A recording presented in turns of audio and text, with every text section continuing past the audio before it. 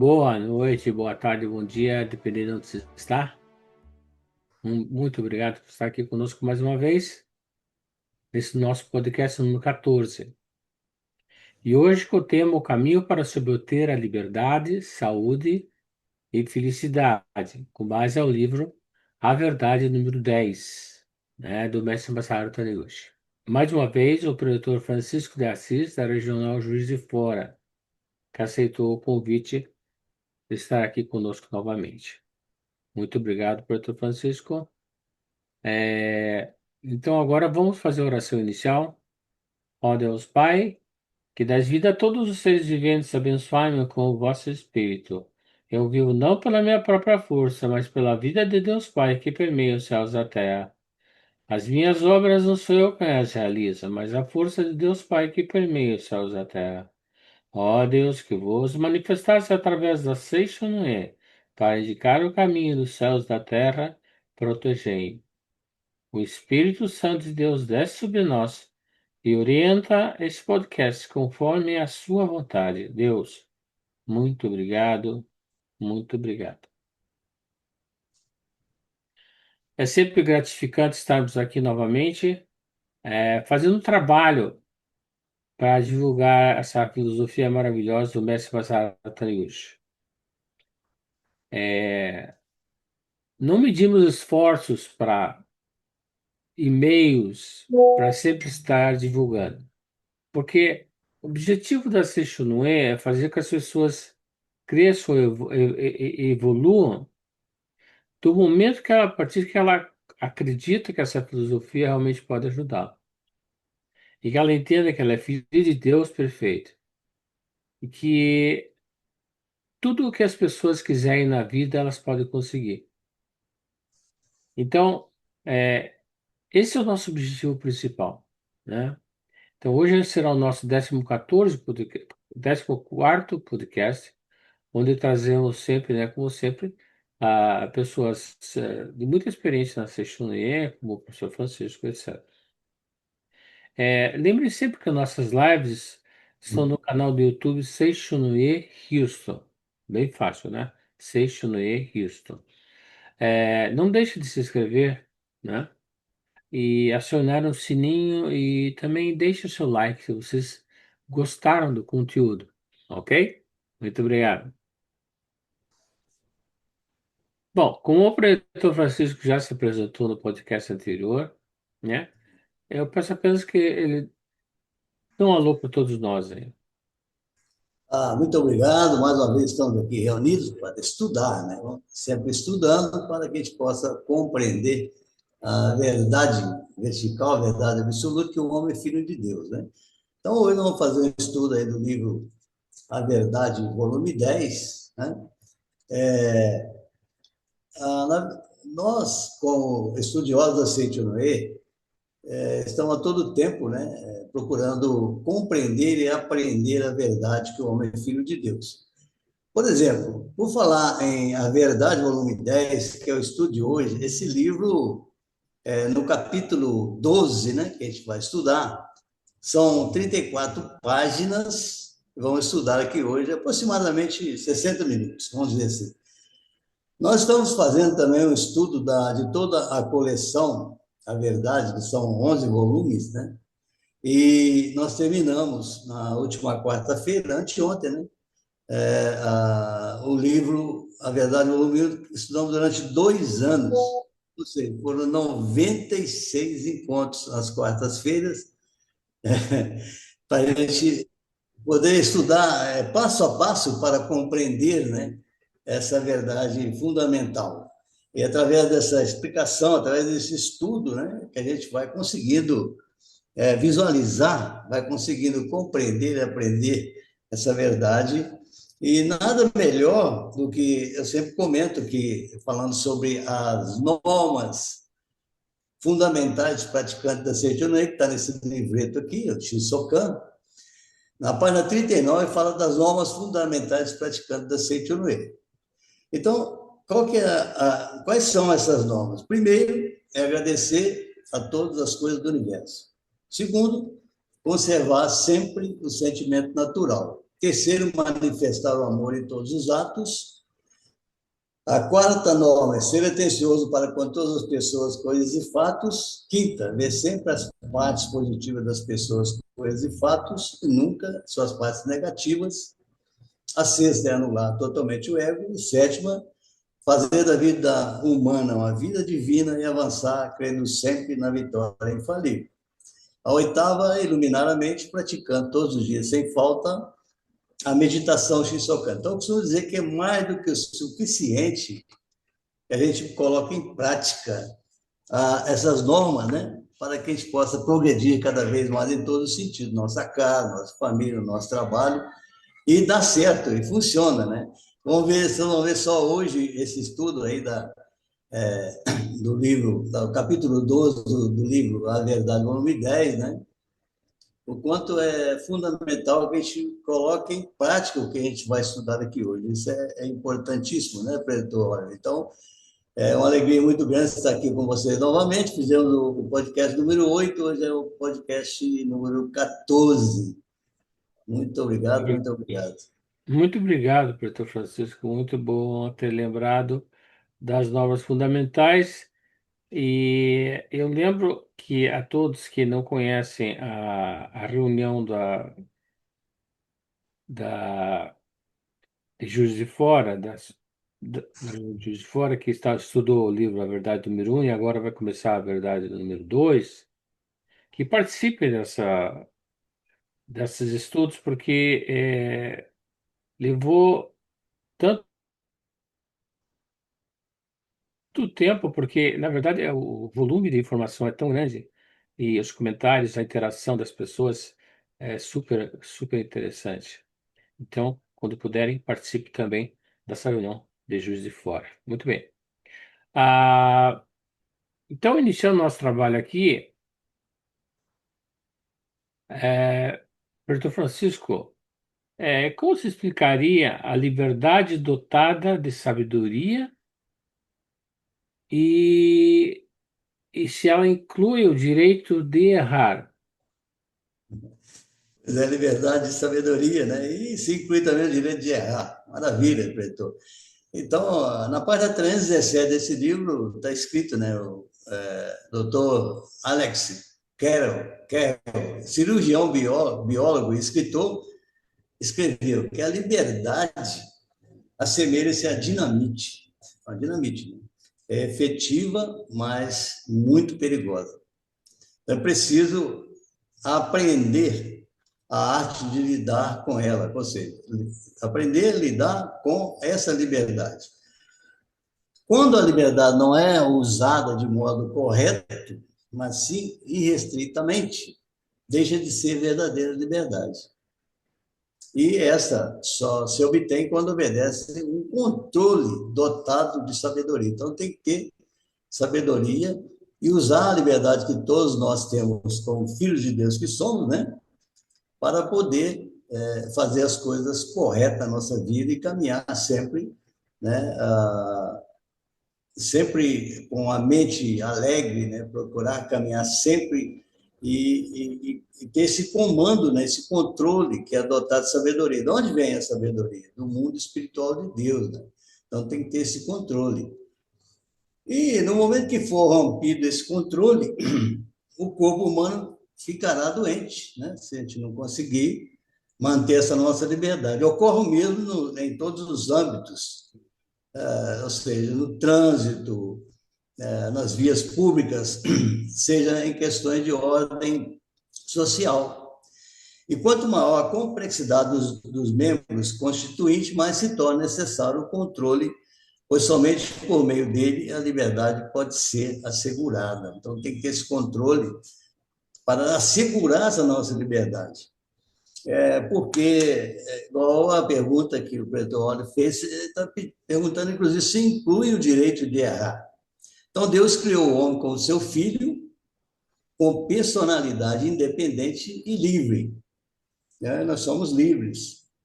E plenamente a liberdade de ação, sem a sua interferência. Quer dizer, não tem interferência de Deus. Deus deu para nós o livre-arbítrio, né? Assim, o homem também foi concedido a liberdade de cometer erros. Errar significa desviar-se da posição correta, desviar-se do caminho. E dá até um exemplo mais adiante, nesse livro aí, A Verdade, volume 10, da locomotiva, né? Ela pode escarrilhar. Então, porém, haverá liberdade, por exemplo, numa locomotiva, né? Ele diz assim, projetada para correr corretamente sobre os trilhos, sem a possibilidade de tombar ou descarrilhar, ela apenas corre mecanicamente sobre os trilhos. A locomotiva corre mecanicamente sobre os trilhos, e, embora isso possa ser considerado correto, não poderia ser considerado bem do ponto de vista moral, mas para que fosse bem, moralmente falando, seria preciso que a própria locomotiva pudesse escolher não tombar ou descarrilhar. Se a locomotiva pudesse escolher, eu não vou tombar, não vou descarrilhar, apesar de ter a liberdade de fazê-la toda hora, no caso da locomotiva. Ao lado da liberdade, sempre pode ocorrer eventual tombo ou descarrilhamento. Por essa razão, não devemos abusar ou fazer mau uso da liberdade, né? Ou não vamos sair por aí, né, já que somos livres, já que somos filhos de Deus, sair por aí, fazer o que bem entendemos, né? Então precisa ter bastante sabedoria. Por isso que eu mostrei agora mesmo o livro de Shinsokan, onde a gente faz a nossa meditação, né? E o primeiro dos 6 atributos divinos, que eu gosto de chamar os 6 poderes sobrenaturais, é a sabedoria. Logo em seguida é o amor, né? Então tem que equilibrar sabedoria e amor para não sair, né, por aí fazendo bobagens, fazendo o que quiser, porque nós somos livres, somos filhos de Deus, vamos fazer o que nós bem entendemos? Não. Então, através da meditação, Shinsokan, que nós fazemos todos os dias sem falta, né? A gente vai compreendendo essa verdade, eu sou livre, sou filho de Deus, Deus me deu liberdade para agir, né? E trabalhar com satisfação, com alegria, isso aqui é fundamental. E ele continua dizendo no livro o seguinte: você nunca está sozinho, está sempre junto de Deus. Nós nunca estamos sozinhos, estamos sempre junto de Deus. E em nossa vida, lógico, o que prova que no nosso interior habita Deus. Deus mora dentro de cada um de nós, né? Deu a liberdade para nós e deu oportunidade de estar nesse mundo fenomênico, né? Compreendendo e aprendendo e fazendo as coisas acontecer. Mesmo que se sinta temeroso, qualquer que seja o estado do seu corpo físico, você que é filho de Deus não deve temer. Quando falo em temer, eu lembro sempre que tem os medos básicos, né, da humanidade: medo da velhice, o medo da doença, o medo da morte, o medo de perder o amor de alguém, o medo de falar em público. Acho que, inclusive, tem pessoas que falam: ei, que eu vou falar em público nada. Eu acho que, inclusive, o medo de falar em público é maior que o medo da morte, né? Eu prefiro morrer. Mas isso tudo é treinamento. Eu me lembro quando eu iniciei na Sentinela, em agosto de 89, meu Deus do céu, né? Tinha medo, né? De encarar as pessoas, de falar em público. Às vezes na reunião, inclusive reunião presencial com 280, 300 pessoas. Então você precisa ter esse tipo de postura e compreender: eu sou filho de Deus, né? Sou dotado de capacidade infinita e fazer as coisas acontecer sem temer, né? O medo é o pai e a mãe de todas as desgraças que tem, existe na face da Terra. Então, né? Então, lembrar imediatamente que você, de quem você habita, Deus, lembrar constantemente que Deus está com você. Aí dá, inclusive, uma oração, né, para que a gente possa eliminar esses medos, por exemplo, né? A oração que dá é o seguinte: ele fala assim: ó Deus profundamente amoroso, o Senhor é Deus de alegria, é Deus de felicidade, é Deus de saúde, é Deus da harmonia. Eu acredito que vivo sempre protegido. Meu coração está sempre tranquilo, porque acredito estar constantemente sob sua proteção. É isso que nós devemos acreditar, né? Seguir a orientação de Deus. Precisa seguir a orientação de Deus sempre, né?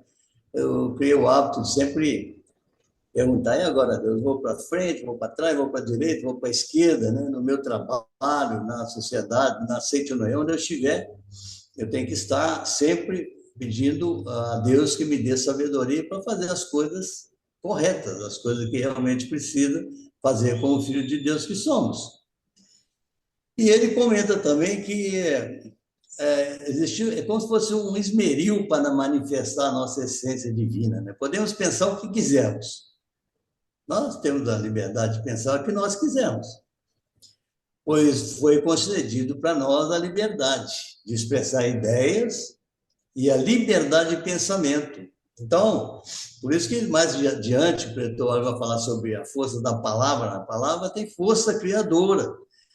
E a palavra escrita, falada e pensada. Então, tem que ter um cuidado muito especial com o meu pensamento. O que eu estou pensando? E eu digo sempre o seguinte, que o dia tem 24 horas e representa 1.440 minutos. O que eu estou pensando, o que eu estou fazendo nesses mil... São muitos minutos do dia, né? É muita coisa, 1.440 minutos. Será que eu estou pensando só em coisas positivas? Será que eu estou tendo, já que eu tenho essa liberdade de expressar ideias e, e de pensamento, mostrar a fisionomia harmoniosa, a fisionomia alegre, né? Nós precisamos estar sempre focados nisso aí. E jamais pensar no mal ou na infelicidade. Ah, mas você não sabe o que está acontecendo comigo. Né? Pode, às vezes, acontecer. Nós estamos num mundo bastante complexo, né? Então, muitas vezes, vai acontecer na nossa vida tarefas que a gente precisa ter bastante serenidade, controlar bastante o nosso pensamento para resolver a situação que vem até nós. Somente a felicidade será como estarmos dirigindo um veículo chamado pensamento. Então, eu que sou dono da minha mente, né? Eu que tenho que pensar e procurar evitar colisões, né? Tem que ser assim. Então, nós temos a liberdade de escolha, da direção a tomar, mas há a possibilidade de colisão, se dermos um passo errado. Então, tem que ter muito cuidado para não dar passo errado, né? Se, independentemente da direção que o homem tomasse, não houvesse nenhuma possibilidade de colisão, ele não teria autocomando. Tem que ter um autocomando. Onde há autocomando, é impossível revelar a própria natureza divina, aprimorar a capacidade. E quanto mais nós exercitarmos esse autocomando, mais intensamente manifestaremos a nossa natureza divina interior e a nossa capacidade interior.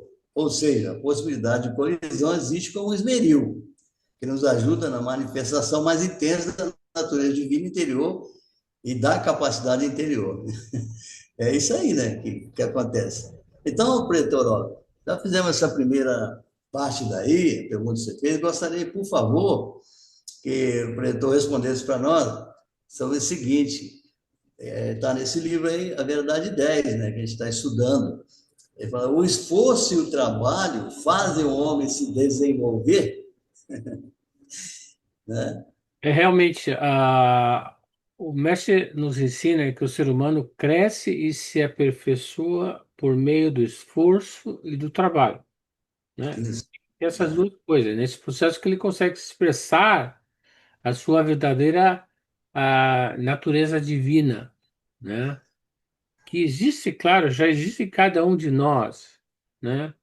E isso vale para o corpo, para a mente, para o espírito, né? Segundo o mestre Masaru Taniguchi, ele contou que o cientista e médico francês Alex Carrel escreveu em seu livro A Sabedoria da Vida que a lei básica do desenvolvimento dos seres vivos é o esforço. Ele queria dizer que nada evolui sem passar por desafios. Isso a gente aprende, né? As coisas boas não são fáceis, né? Tem que passar por algum problema, algum esforço maior. Por exemplo, um atleta olímpico só chega ao pódio depois de anos de treinamento, dores musculares, superação de limites, né? Da mesma forma, o estudante, né? Ele se dedica por anos, né? Pode ser. para se tornar um grande médico, engenheiro, professor, enfim. Então, e ajudando outras pessoas e transformando o mundo ao seu redor. Outro exemplo é James Allen, um autor clássico do livro Como o Homem Pensa. Ele ensinava que o ser humano se transforma a partir dos seus pensamentos, Isso. mas sempre enfatizando que isso exige disciplina, esforço contínuo e autoconsciência.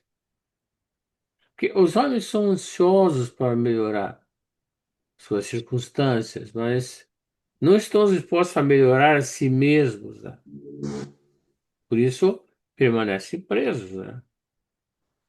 O psiquiatra Viktor Frankl, austríaco, sobreviveu ao campo de concentração nazista. Se imaginem, ele usou o sofrimento extremo como um caminho para aprofundar seu espírito.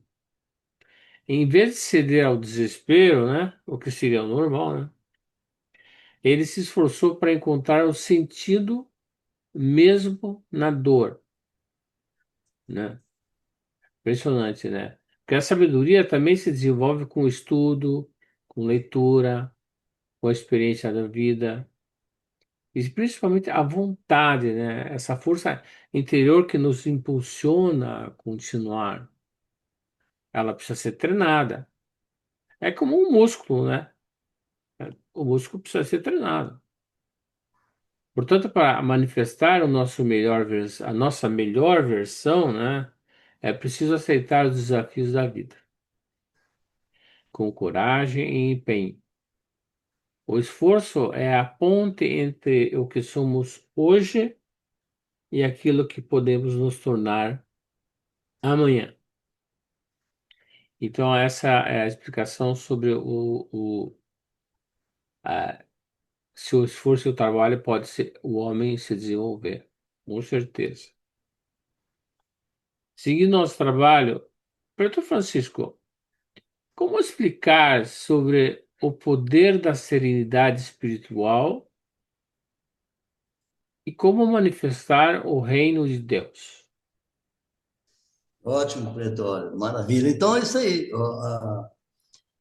A serenidade espiritual tem realmente um grande poder, né?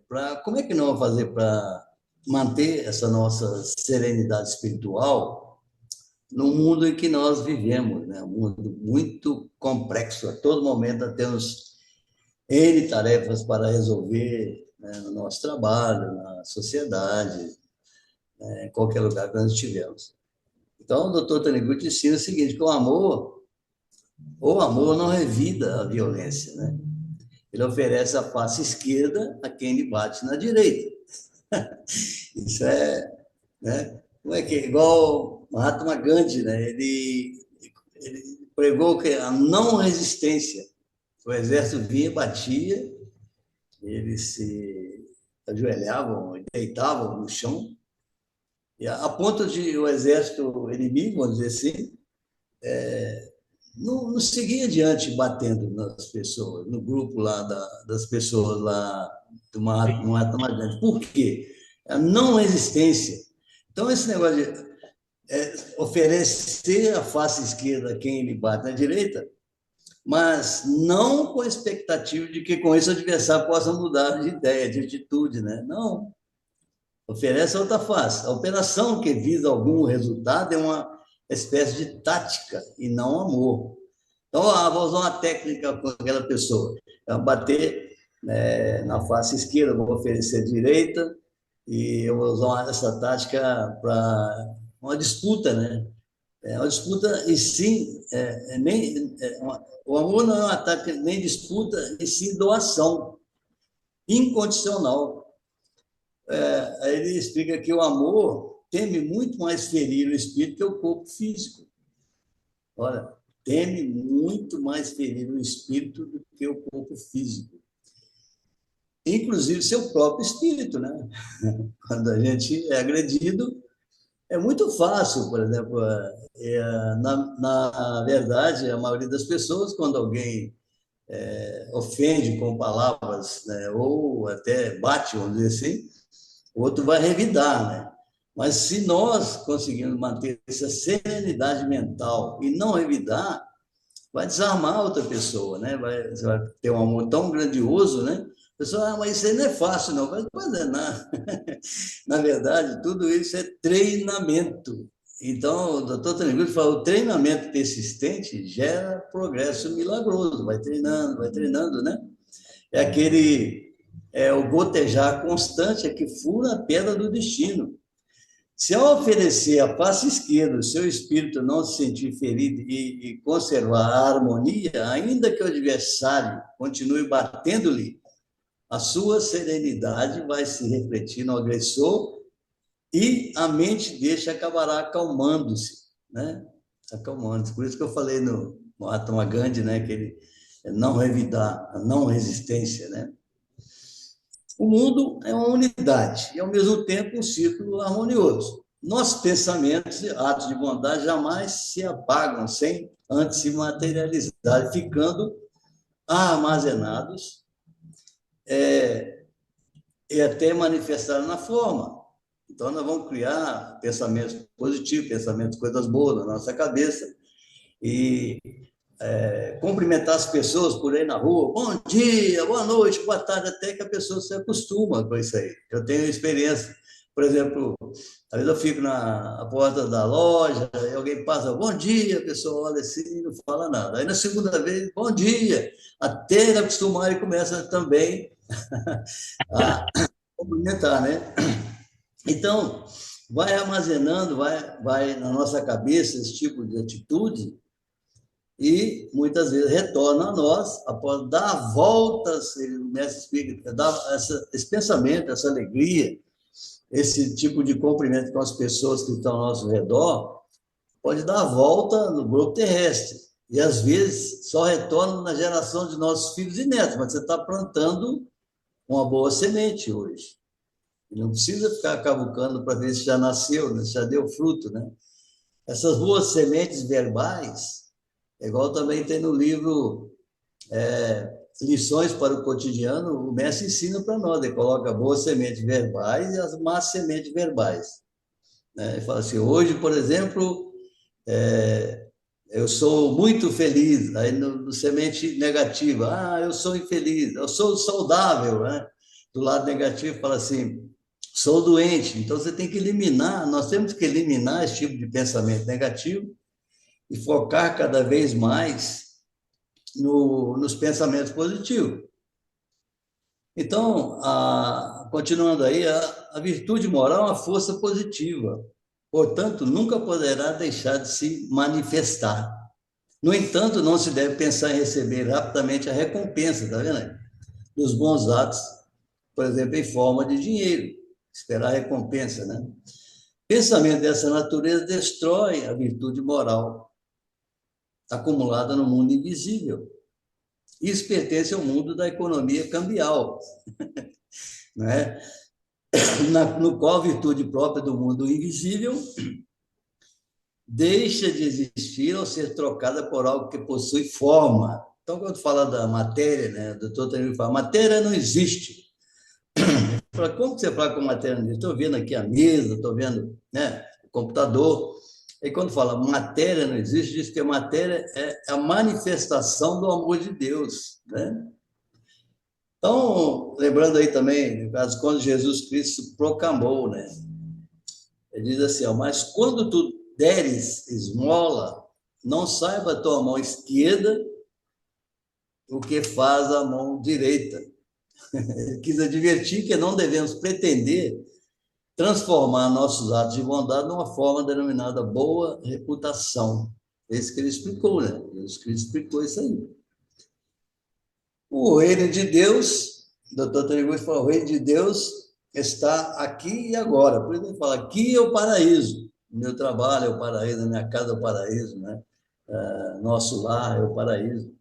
Então, quando a imagem verdadeira do homem, filho de Deus, for manifestada de fato, sem encobrimento, será manifestado o reino de Deus. Sem encobrimento, né?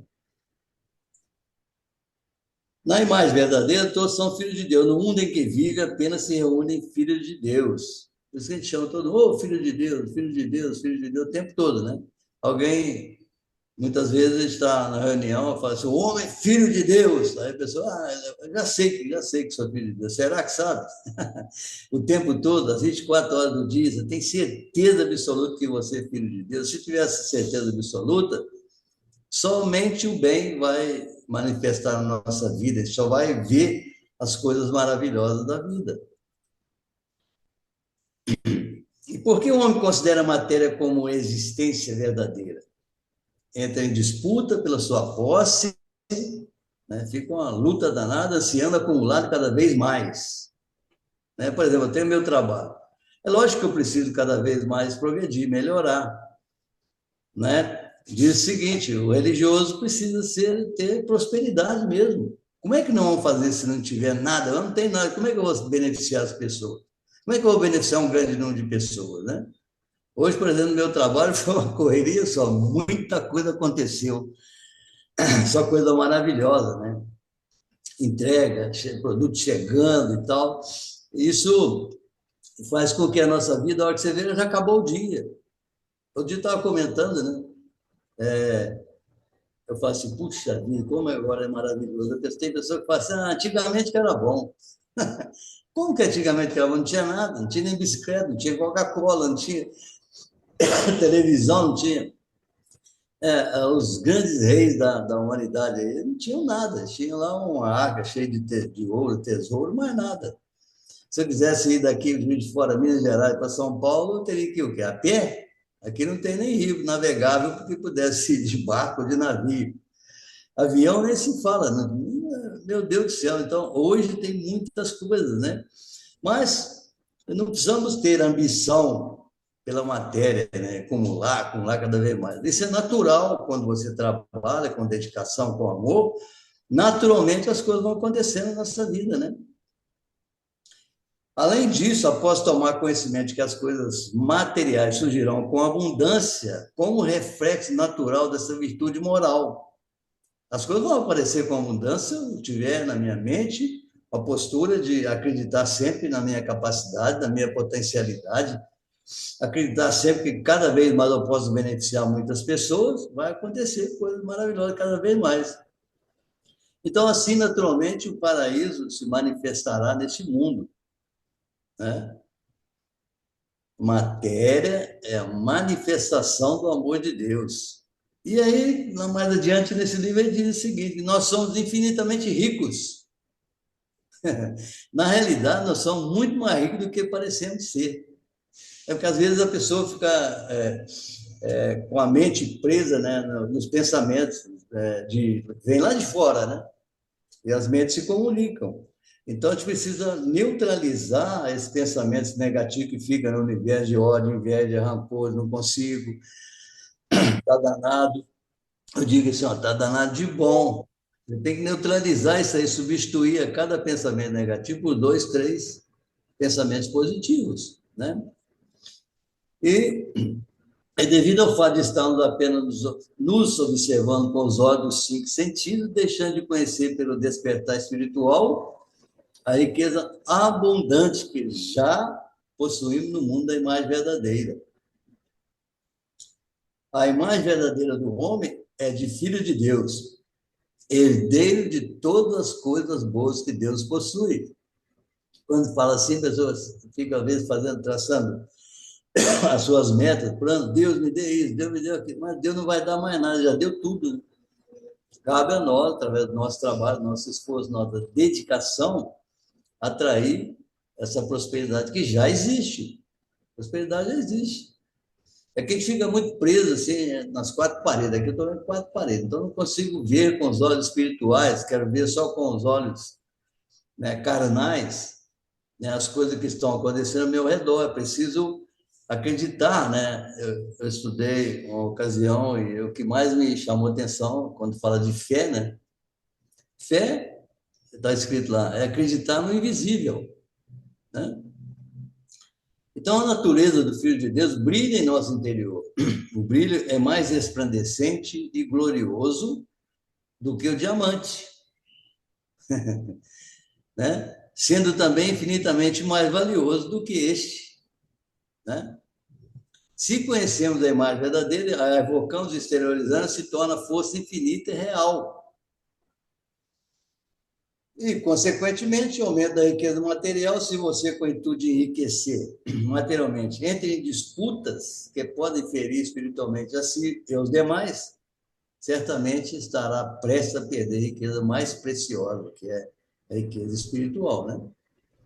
Muito bem, pretor, olha, por favor, qual o caminho mais curto para se encontrar a felicidade e por que agradecer as coisas habituais? É, bom, o mestre nos ensina, né, que sempre o caminho mais curto para a felicidade é cultivar bons pensamentos e atitudes, né, o que o Pretor falou.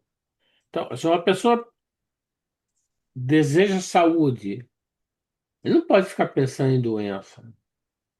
Então, se ele quer, como é que vai encontrar felicidade? Se ele fica pensando em doença, quando ele quer saúde. Se ele deseja ser feliz, ele fica alimentando pensamentos de tristeza, né?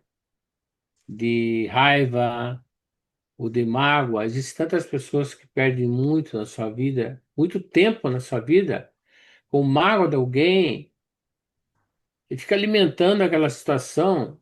Quando é que vai encontrar felicidade assim? Ou ter raiva de outra pessoa, né? Todos esses sentimentos aí não trazem a felicidade, né? Então, então a gente, ao contrário, a gente deve focar no, na- no bem, né? Deve focar na gratidão, né? A gente sempre fala na gratidão porque é através da gratidão que a gente consegue é, as dádivas de Deus, eu diria assim, as dádivas de Deus. A gente ter gratidão a tudo e a todos, né? E, e tentar fazer o melhor a cada dia, né? A cada dia, né?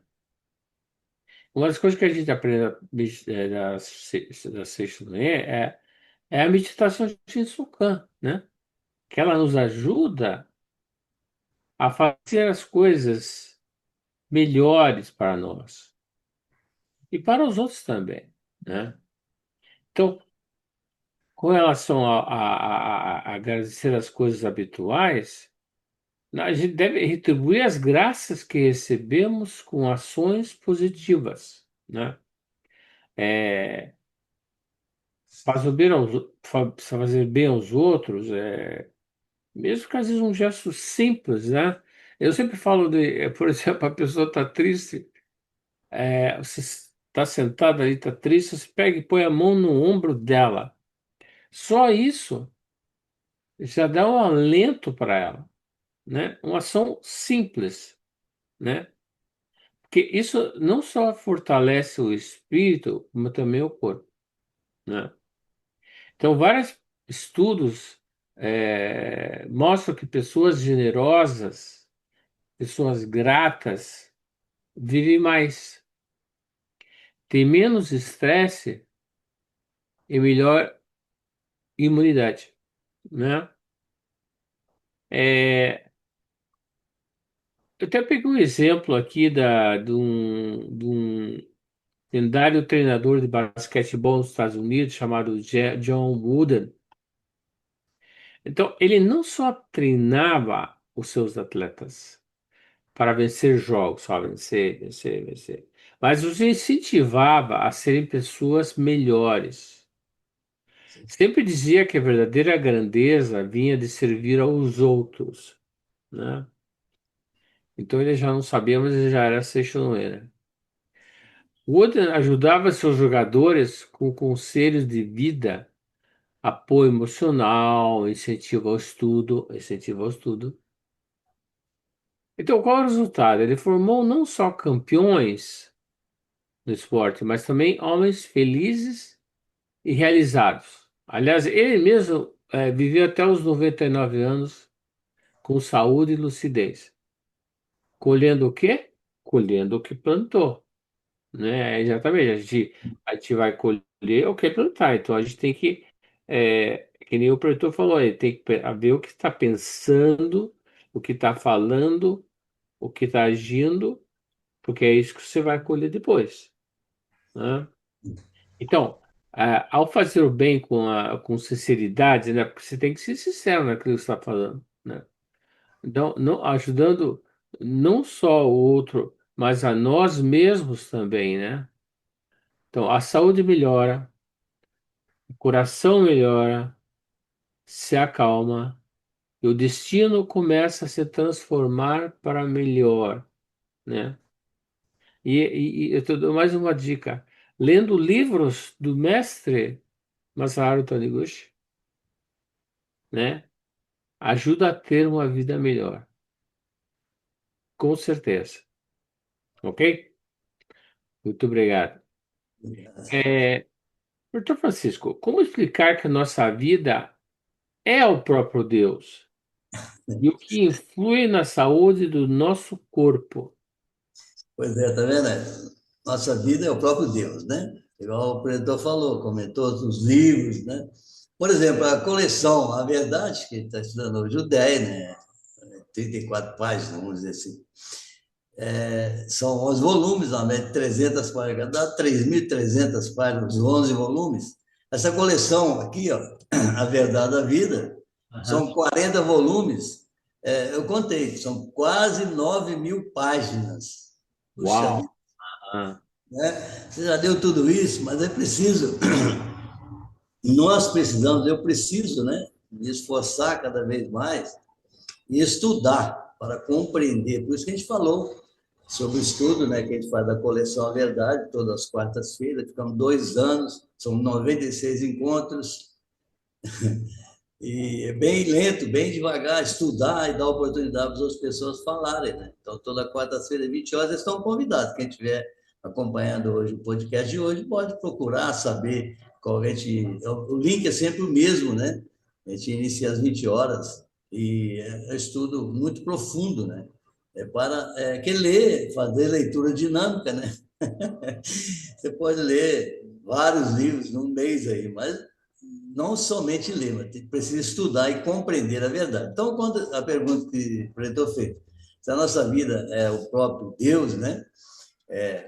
Como explicar que a nossa vida é o próprio Deus e quem influi na saúde do nosso corpo, e o que influi na saúde do nosso corpo, ele diz assim, ó, a sua vida é vida de Deus que se aloja em seu íntimo.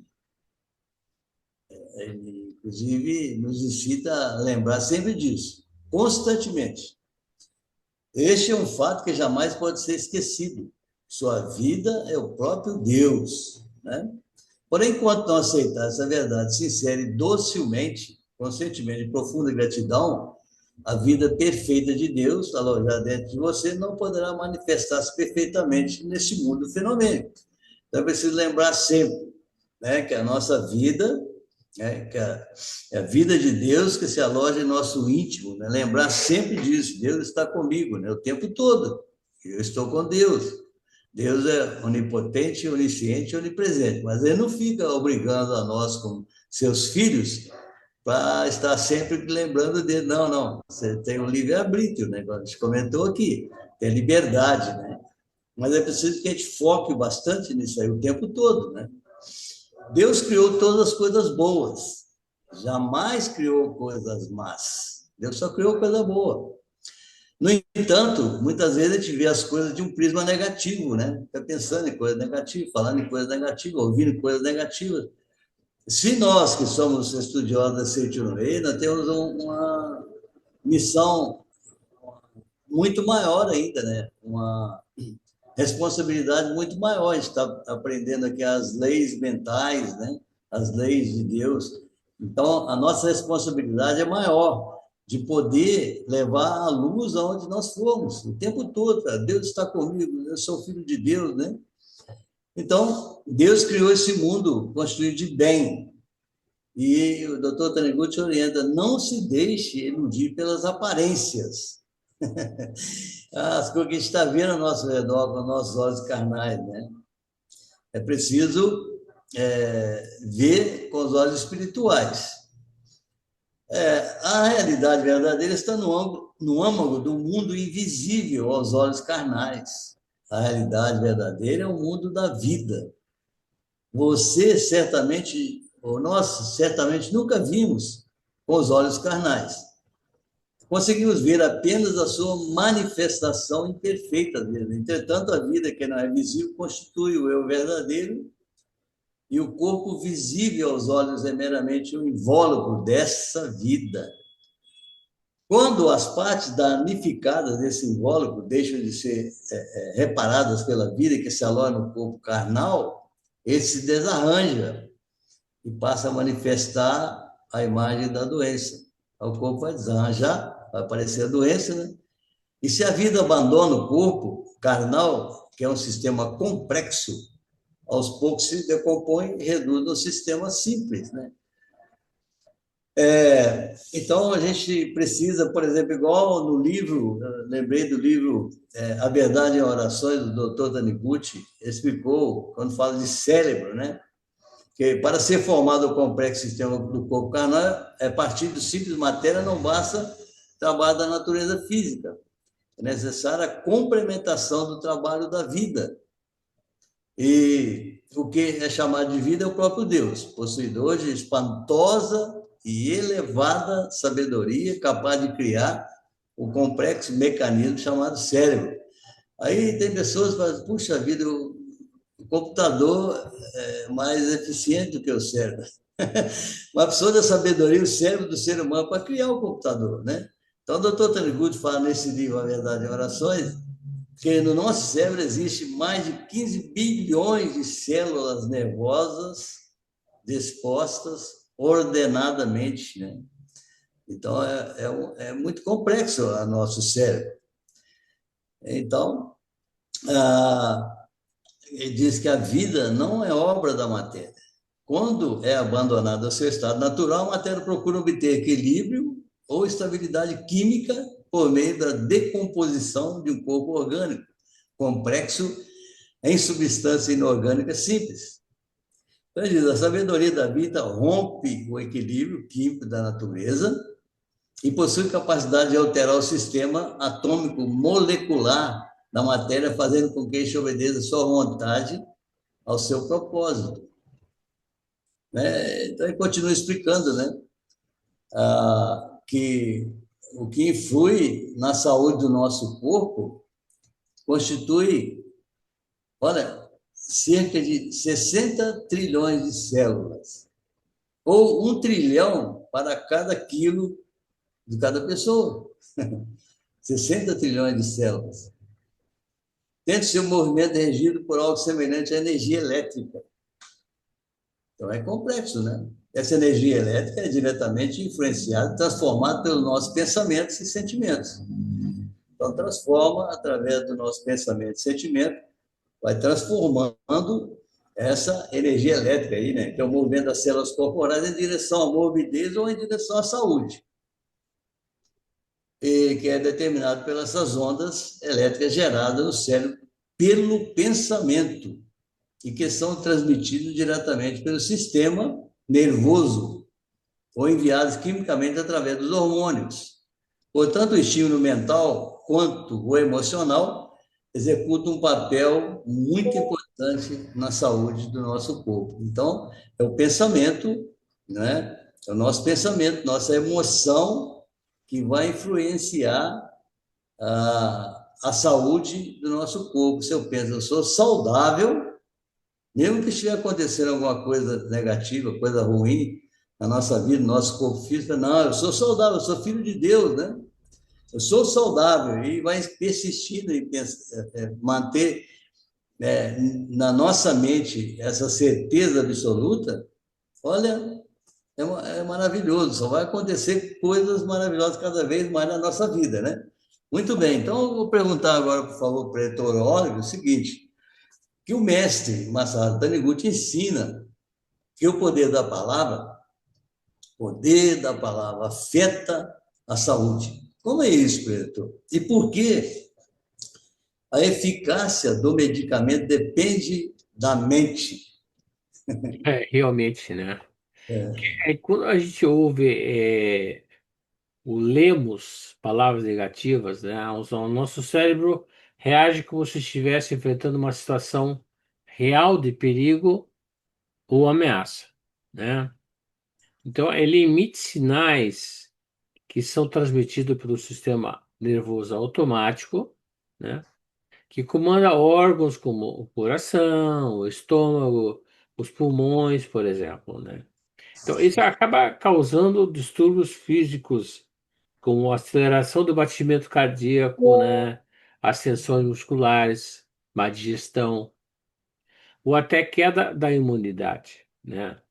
Uma das coisas que a gente sugere lendo a Sutra Sagrada, ela nos ajuda a manter a calma e pensarmos positivamente, né? A Sutra Sagrada, ela é maravilhosa, né?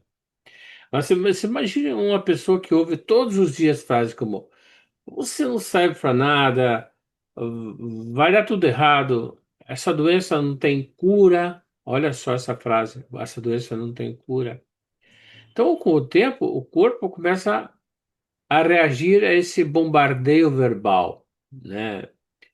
Um caso conhecido foi o médico Masaru Emoto, né? É isso aí, acho que todo mundo já viu falar do Masaru Emoto, que estudou o efeito das palavras na estrutura da água. Lembra desse caso aí?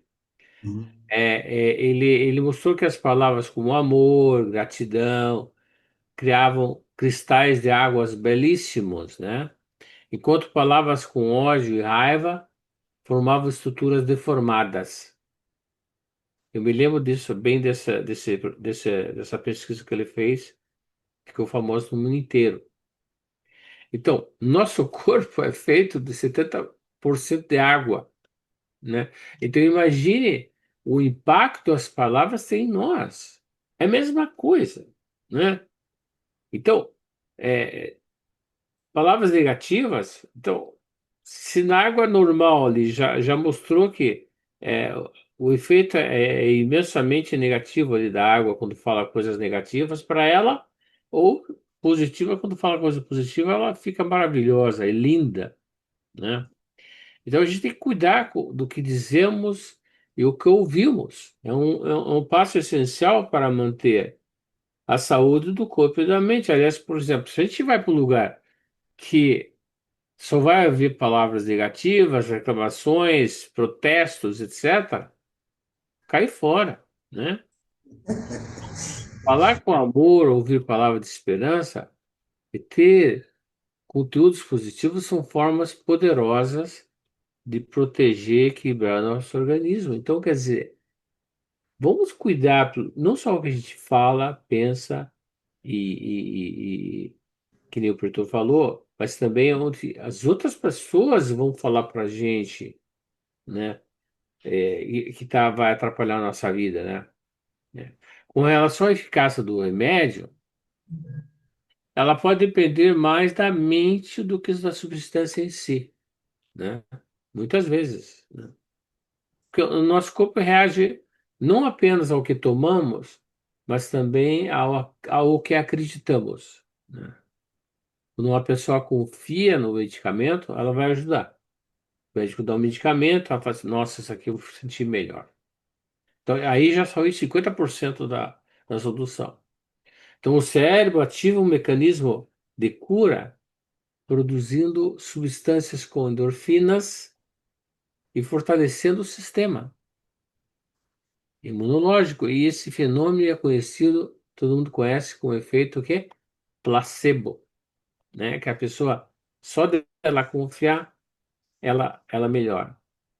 Então, é que nem o caso de uma epidemia na Inglaterra. Um médico chamado Dr. Holmes, ele distribuiu um medicamento a diversos pacientes. O curioso é que esse remédio não tinha nenhum princípio ativo. Era apenas uma substância neutra, sem valor farmacológico. No entanto, muitas pessoas começaram a apresentar melhoras, até se curar, porque acreditavam, sinceramente, que estavam sendo tratadas com algo eficaz. Claro que quando o, o efeito só foi tão impressionante que só parou quando alguém revelou que aquilo não passava de um placebo, né? Aí matou a charada. Mas enfim, enquanto o pessoal acreditava, né?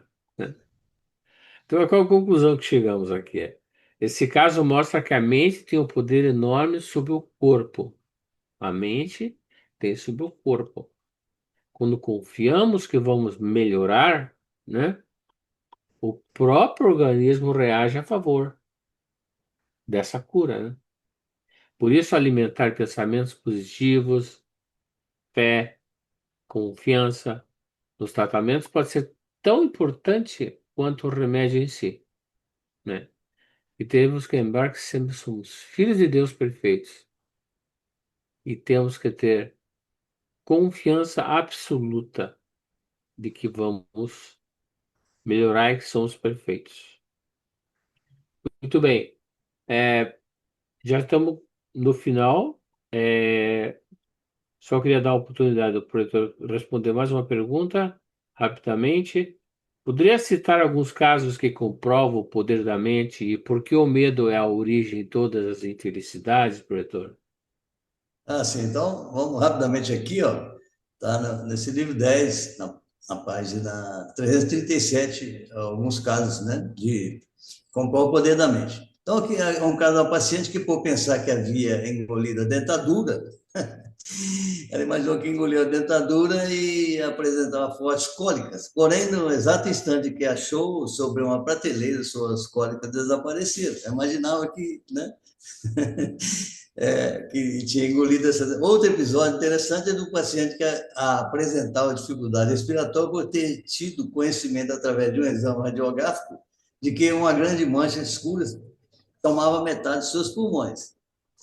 Ao ser, ao ser certificado de que a ocasião do exame coletivo, as radiografias haviam sido trocadas e que ele havia entregue a radiografia de outra pessoa, instantaneamente curou-se da respiração ofegante, voltando ao estado saudável e cheio de energia. Então, tem muitos casos aí que comprovam o poder da mente, né?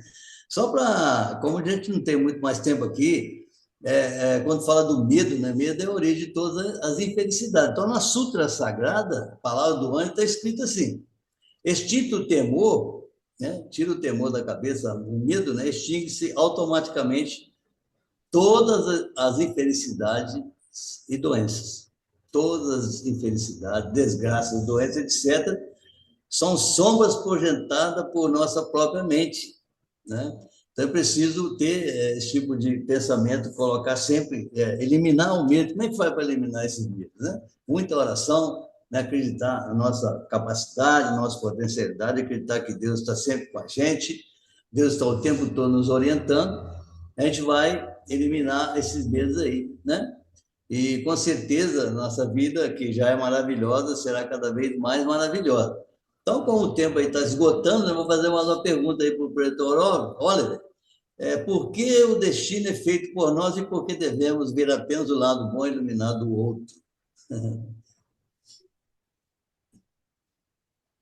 Assim como um projétil disparado com uma arma não voa ao acaso, mas segue uma lei física precisa, a nossa vida também segue leis invisíveis que respondem ao que carregamos por dentro. Nada acontece por acaso, né? A gente sabe disso, né? Se uma pessoa guarda dentro desses sentimentos de raiva, culpa ou agressividade, esses sentimentos funcionam como ímãs, atraindo situação negativa, né? Por outro lado, quem vive com o coração em paz, sem pensamentos de ódio e vingança, naturalmente se afasta dos conflitos, né? O senhor comentou aí no o Mahatma Gandhi, né? Ele mesmo enfrentando o Império Britânico, ele nunca usou de violência, né?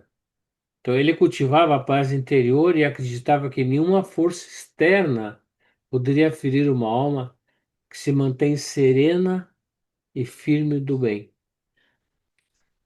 Então, mesmo sendo preso, perseguido, criticado, ele sempre manteve a dignidade e transformou o destino do país inteiro, a Índia, né?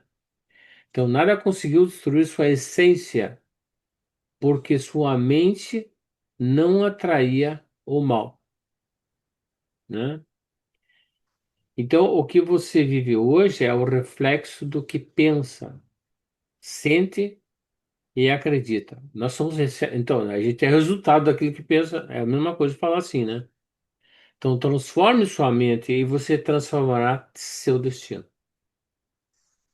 Porque o mal, ele só se aproxima se encontrar abrigo dentro de você. Viu que interessante? Mas muito obrigado, professor Francisco, por mais uma vez estar com a gente e espero que vocês tenham aprendido bastante na data de hoje, nesse estudo, e espero vocês nos próximos, né? Muito obrigado, muito obrigado. Agora então vamos à oração pela paz mundial, ok? Posição de oração. O infinito amor de Deus flui para o meu interior e em mim resplandece como uma brilhante luz espiritual de amor. A luz espiritual de amor cresce e cresce em intensidade, cobrindo o coração de todo o povo da Ucrânia, de todo o povo da Rússia, e de todo o povo do Oriente Médio, e de todos os povos do mundo, somente com pensamentos de amor, paz, ordem e da verdade sentada na vontade de Deus. O infinito amor de Deus flui para o meu interior, e em mim resplandece como uma brilhante luz espiritual de amor.